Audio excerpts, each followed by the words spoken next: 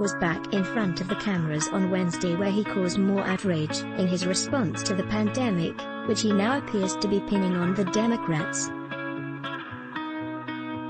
The president began by talking about Hurricane Sally, which made landfall in Florida and Alabama on Tuesday evening, but the main focus of the press conference was coronavirus.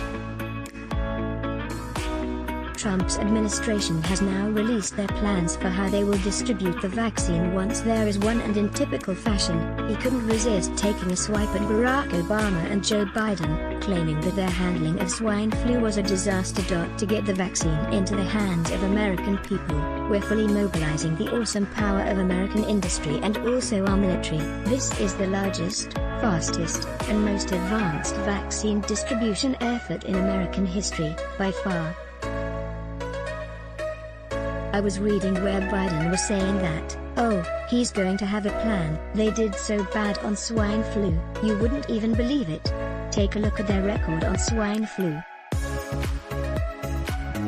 In fact, the person that headed it up said it was a total disaster. In a further dig at Biden, Trump accused his election opponent of spreading anti-vax conspiracy theories after the Democrat said that he hoped distribution of the vaccine is free from political influence. I'm calling on Biden to stop promoting his anti-vaccine theories, because all they're doing is hurting the importance of what we're doing.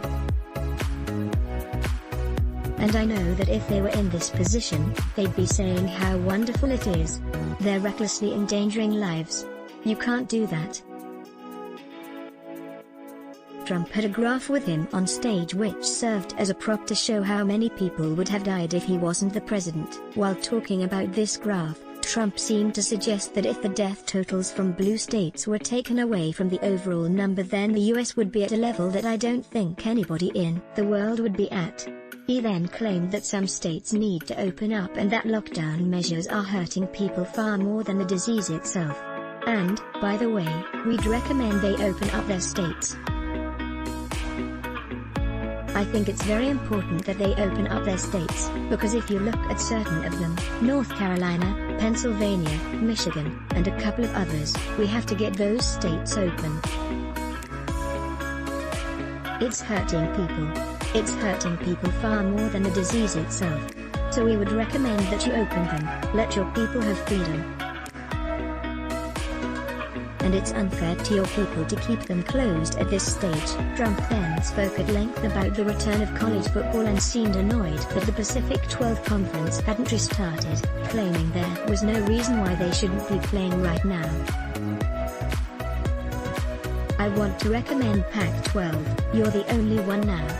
Open up, Pac-12. Get going. Said the same thing to Big Ten and they did, and now I'm saying it to Pac-12, you have time. You really have time right now. Get going. Trump then pivoted back to criticizing the Democrats, claiming that they are on an anti-police crusade and that Biden described the police as the enemy. The anti-police crusade from the Democrats and the radical left, and radical left Democrats also, has to stop. The left-wing war on cops puts our officers in danger and our communities at very grave risk. Can't do this.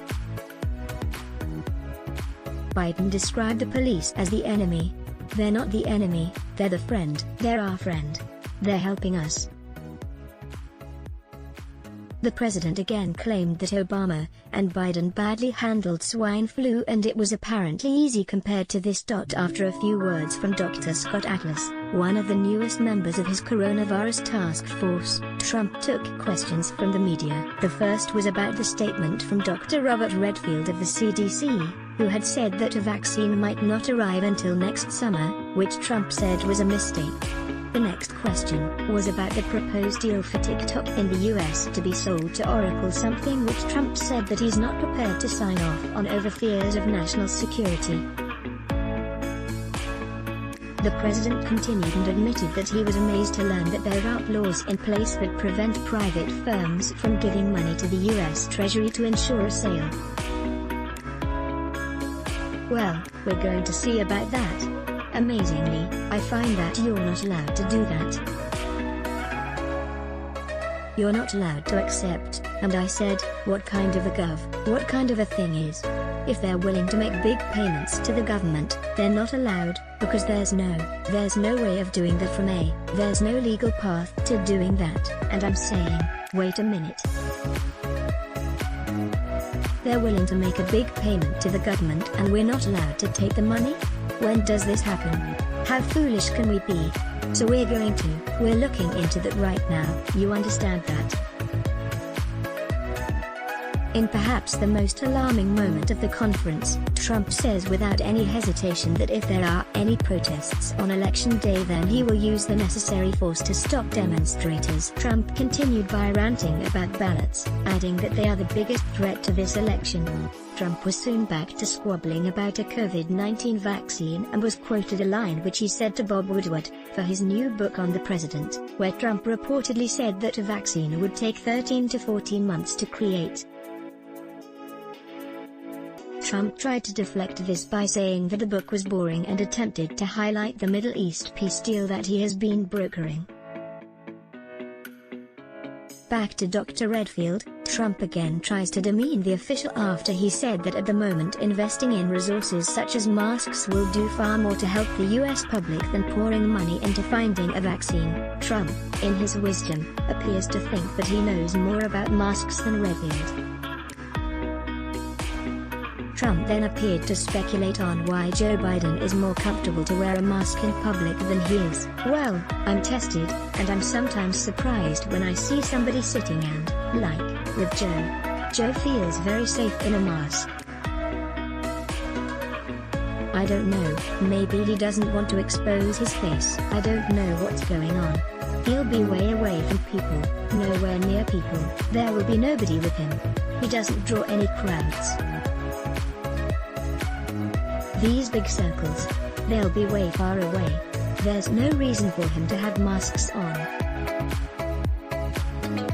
During this rant, Trump boldly claimed that his ABC town hall, which was considered to be a disaster, was actually a success and that he had received a lot of good feedback about it. Amazingly, Trump is still claiming that if there wasn't so many tests then there wouldn't be so many cases. Now what that does do is it shows up more cases. If we didn't test, we wouldn't have cases. You would have no cases. Other countries, they don't test, they don't have cases. And then they say, oh, the United States. Well, but we're proud of it because it shows where there may be a problem, and it helps people. But we're doing tremendous testing at the historically black colleges and universities. And that was a suggestion I made, and I think it's a good suggestion. Continuing to undermine Redfield, Trump claims that the CDC director contradicted himself and misunderstood the questions that were being asked to him by Congress. Trump also claims that other world leaders have been contacting him to praise his efforts in combating coronavirus. Trump then appears to be very confused after a reporter tells him that members of the White House staff reported positive for coronavirus that very day. To close the press conference, Trump dismissed the reports that a person tested positive in the White House, as the person wasn't anywhere near him, and with that another unhinged Trump press conference was in the books. Let's block ads. Why? Show your love for him. Click the link in description. Thanks for watching.